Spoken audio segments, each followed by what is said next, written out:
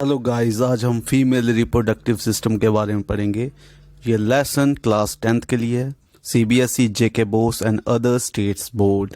चलिए शुरू करते हैं। आज हम फीमेल रिप्रोडक्टिव सिस्टम के बारे में जानते हैं।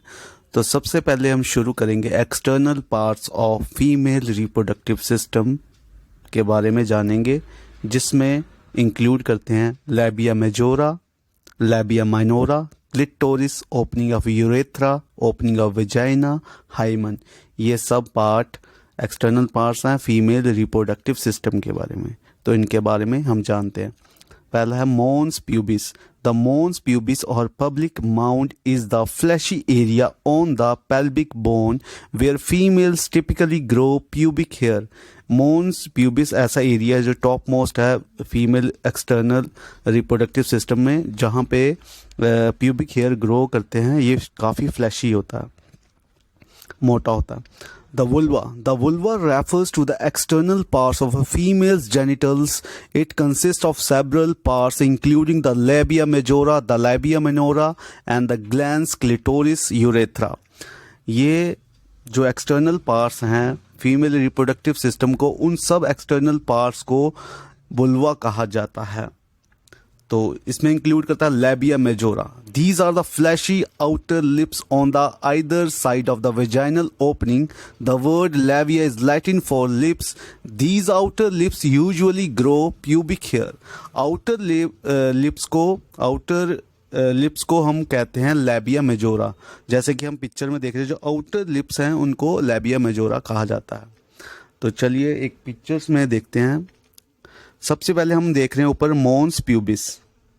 इनको यहाँ पे प्यूबिक हेयर ग्रो करते हैं, ये काफ़ी फ्लैशी होता है। उसके साइड पे हम देख रहे हैं आउटर लिप्स, जिसको लैबिया मेजोरा कहते हैं। जो इनर लिप्स हैं, जो पिंक में है, वो इनर लिप्स हैं, इनको लैबिया माइनोरा कहते हैं। और ये ऊपर है सबसे टॉप मोस्ट पे क्लिटोरिस, लैबिया माइनोरा।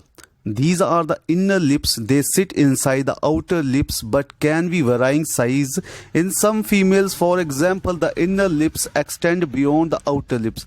इनका साइज वराई करता है और ये कभी कभी किसी फीमेल्स में आउटर लिप्स से ज़्यादा बड़े हो जाते हैं।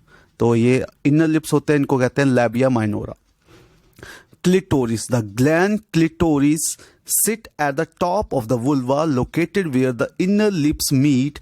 It is usually around the size of a pea, though size varies from person to person. Only the tip of the clitoris is visible, but it has two shafts that extend into the body by as much as 5 inches. The clitoris contains many nerves endings that are very sensitive, especially during sexual stimulation.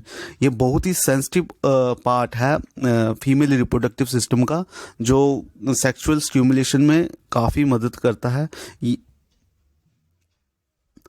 Clitoral hood. The clitoral hood is the fold of skin that surround the head of the clitoris. It protects the clitoris from the friction. जो clitoral hood है वो fold of skin है जो surround करता है head को clitoris के। ये प्रोटेक्ट करता है क्लिटोरिस को फ्रिक्शन में। Urethral opening. The opening to the urethra sit above the vaginal opening. The urethra connect to the bladder and the opening is where urine exit the body. ये vaginal opening के ऊपर top most पर होता है, clitoris से नीचे। यहाँ से यूरिन पास किया जाता है और ये कनेक्ट करता है ब्लैडर के साथ। इसको कहते हैं यूरेथ्रल ओपनिंग। तो हम चलिए देखते हैं एक बार फिर से एक्सटर्नल एनाटॉमी ऑफ वुल्वा, जिसमें है mons pubis, outer lips labia majora, inner lips labia minora, clitoris सबसे टॉप पर है, उसके नीचे है यूरेथ्रा, सबसे नीचे है वेजाइनल ओपनिंग। अब हम पढ़ेंगे internal parts of female reproductive system, जिसमें इंक्लूड करते हैं vagina, cervix, endometrium, ovary, fimbriae, fallopian tubes, uterus. ये सब इंटरनल पार्ट्स हैं फीमेल रिप्रोडक्टिव सिस्टम के।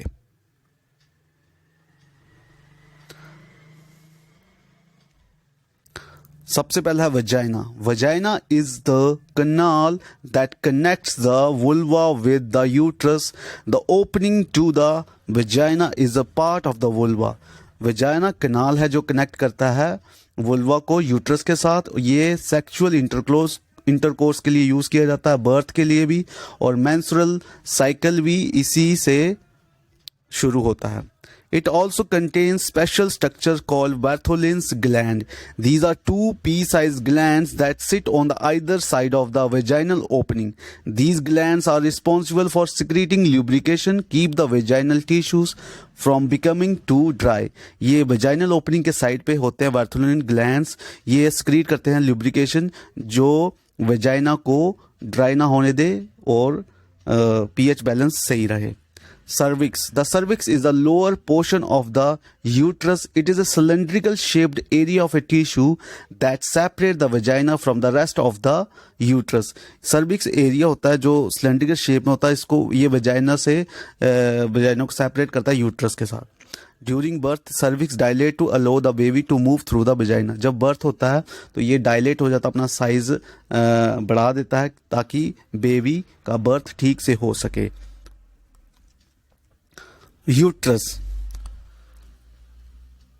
The uterus is located in the middle of the pelvic bone. This muscular sac will house the fetus during pregnancy. During female's monthly menstrual cycle, the lining of the uterus thickens with blood in preparation for the release of an egg from one of the ovaries. This is to prepare nourishing environment for a fetus if pregnancy occur. Uterus क्या करता है, foetus को house करता है, वहाँ पे रहने के लिए जगह देता है, और ये जो लाइनिंग होती है उसकी यूट्रस की, वो लाइनिंग थिक हो जाती है, और जब अगर प्रेगनेंसी होती है तो वहाँ पे If pregnancy does not occur, the uterine lining sheds. This is called the menstrual cycle. अगर प्रेगनेंसी नहीं होती है तो जो लाइनिंग बनी होती है यूट्रस में वो शेड कर जाती है, तो इसको मेंस्ट्रुअल साइकिल कहा जाता है. ये हर 28 डेज के दौरान होती है. इसका साइकिल वराई करता है 2 to 9 days. The upper portion of the uterus is connected to the ovaries by the fallopian tube. जो upper portion है यूट्रस का वो कनेक्ट करता है ओवरीज के साथ. किसकी हेल्प से? fallopian tubes के साथ.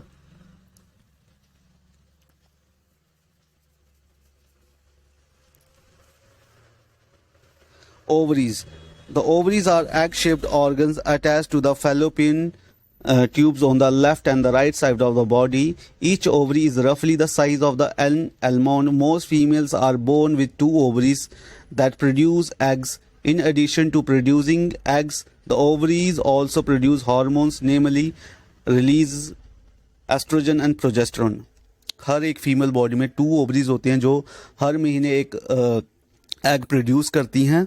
अगर उस पर फर्टिलाइजेशन हो जाए तो फीटस बन जाता है, अगर नहीं हो तो वहाँ पे मेंस्ट्रुअल साइकिल शुरू हो जाता है, और ये हार्मोन्स भी रिलीज करते हैं जिसका नाम है oestrogen and progesterone.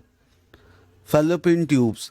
The fallopian tubes connect the ovaries to the uterus. When the ovaries release an egg, the egg travels down the fallopian tubes toward the uterus for potential fertilization. If a fertilized egg implant in the fallopian tube, doctors call this an ectopic pregnancy. And ectopic pregnancy is a medical emergency because the fallopian tube can rupture. जो ovaries है वो release करते हैं egg, और uterus में वहाँ पे fertilisation होती है और वहाँ पे लाइनिंग बनती है जिसको प्लेसेंटा करते हैं, जहाँ पे फीटस ग्रो करता है. अगर यहाँ पे नहीं हो तो अगर फैलोपियन ट्यूब पे एग इम्प्लांट हो तो वहाँ पे इमरजेंसी आ जाती है जिसको हम एक्टोपी प्रेगनेंसी कहते हैं. Hymen is a membrane of tissue that covers the external vaginal opening. Not all females have a hymen. However, the hymen can rupture as a result of pelvic injury, sports activity, pelvic examination, sexual intercourse, or childbirth. The absence of a hymen does not mean that a female has been a sexually active. Hymen एक membrane होती है जो vaginal opening को cover करती है. ये कभी कभी रप्चर भी हो जाती है पेल्विक इंजरी की वजह से, स्पोर्ट्स की वजह से, सेक्सुअल इंटरकोर्स की वजह से. और इसका मतलब ये नहीं है कि अगर हाइमन किसी में नहीं है तो इसका मतलब ये नहीं है कि वो सेक्सुअल ही एक्टिव है. When a girl is born, the ovaries already contain thousands of immature eggs. On reaching puberty, some of these start maturing. One egg is produced every month. जब फीमेल बोर्न होती है तो वो बहुत सारे egg के साथ इमेच्योर एग के साथ बोर्न होती है. और जब वो प्यूबर्टी हिट हो जाती है तो हर महीने वो एक एग प्रोड्यूस करती है बेबी के लिए. अगर वो फर्टिलाइज नहीं हो एग तो फिर उसकी वजह से मेंस्ट्रुअल साइकिल शुरू हो जाता है. The egg is carried from the ovary to the womb through a thin oviduct और फैलोपियन ट्यूब. जो ओवरी है वो एग को प्रोड्यूस करती है और ये कैरिड करती है बूम को किसके थ्रू, ओविडक्ट या फैलोपियन ट्यूब से कैरिड होती है बूम में. The two oviduct unite into an elastic bag-like structure known as the uterus. The uterus opens into the vagina through the cervix. जो दोनों ओविडक्ट हैं या फैलोपियन ट्यूब हैं वो किसके साथ कनेक्ट करते हैं, यूनाइट होते हैं यूट्रस के साथ. और जो यूट्रस है वो ओपन करता है अपने आप को सर्विक्स से वजाइना की तरफ. The sperms enter through the vaginal pass during sexual intercourse. They travel upwards and reach the oviduct where they may encounter the eggs. The fertilized egg zygote start dividing and form a ball of cells or embryo. जो sperm है sexual intercourse के दौरान जाता है bird, वहाँ पे वो fertilise करता है एग के साथ. वहाँ पे फॉर्मेशन होती है जिसको हम जाइगोट कहते हैं या वॉल ऑफ सेल्स कहते हैं या एम्ब्रियो कहते हैं. जो एम्ब्रियो जब बनता है the embryo is implanted in the lining of the uterus where they continue to grow and develop organs to becoming fetus. जो एम्ब्रियो होता है वो जो लाइनिंग होती है यूट्रस की वहाँ पे ग्रो करता है और वहाँ पे एम्ब्रियो बन जाता है फीटस. और वहाँ पे ऑर्गन फॉर्मेशंस होती हैं फीटस की. The embryo get nutrition from the mother's blood with the help of special tissue called placenta. This is disc which is embedded in the uterine wall of uterus. It contains villi on the embryo sides of the tissue. On the mother sides are blood spaces which surround the villi. जो एक special tissue होता है जो embed करता है uterus में, वो form कर लेता है, अपने आप को कनेक्ट करता है बेबी के साथ, फीटस के साथ. उसको जो भी प्रॉपर न्यूट्रिशन होती है वो मदर्स के ब्लड के थ्रू बेबी को मिलती रहती है.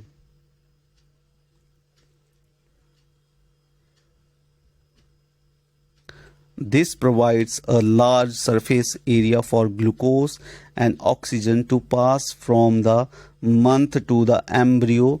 The developing embryo will also generate waste substance which can be removed by transferring them into the mother's blood through placenta. जो ये प्लेसेंटा बहुत सारे सरफेस एरिया प्रोवाइड करता है ग्लूकोज और ऑक्सीजन के लिए from mother to the embryo. तो जो भी एम्ब्रियो वेस्ट मटेरियल जनरेट करता है तो वो रिमूव किया जाता है मदर्स के ब्लड के थ्रू. जो हेल्प करता है प्लेसेंटा हेल्प करता है स्पेशल टिश्यू, उसके थ्रू वेस्टेज और न्यूट्रिशन प्रोवाइड होते हैं फीटस को मदर्स के ब्लड के through. The development of the child inside the mother's body takes approximately 9 months. The child born as a result of rhythmic contractions of the muscle of uterus. जो child की development है उसको approximately 9 month लगते हैं, और 9 month उसको mother's के मुंह में रहना पड़ता है जो यूट्रस में होता है। उसके बाद उसका बर्थ होता है, और ये रिदमिक कॉन्ट्रैक्शन की वजह से वो बोर्न होते हैं। What happens when the egg is not fertilized? जो फीमेल्स बॉडी वो हर महीने एक एग प्रोड्यूस करते हैं, अगर वो एग फर्टिलाइज नहीं हो तो क्या हो सकता है? तो चलिए देखते हैं इसके बारे में। If the egg is not fertilise it lives for about 1 day, since the ovary releases 1 egg month. The uterus also prepares itself every month, receive a fertilizer egg. Thus, its lining becomes thick and spongy. This would be required for nourishing to embryo if fertilization had taken place. Now, however, the lining is not needed any longer, so the lining slowly breaks and comes out through the vagina as a blood mucus. अगर egg fertilize नहीं हो तो जो uterus है वो prepare करता है हर month को, अपनी जो लाइनिंग होती है उसको थिक और स्पॉन्जी बना देता है ताकि फर्टिलाइज एग प्रोवाइड कर सके फीटस को हाउस। अगर वो फर्टिलाइजेशन नहीं होती है तो ये धीरे धीरे जो लाइनिंग होती है वो शेड कर जाती है, और इसी साइकिल से हम मेंस्ट्रुएशन को देखते हैं जो हर महीने होती है एवरी 28 डेज के दौरान, और इसका जो स्पैन होता है 2 to 9 days होता है। 2 to 8 days भी हो सकता है, हर एक फीमेल्स में अलग अलग इसका स्पैन होता है। इसको हम बोलते हैं मेंस्ट्रुएशन साइकिल।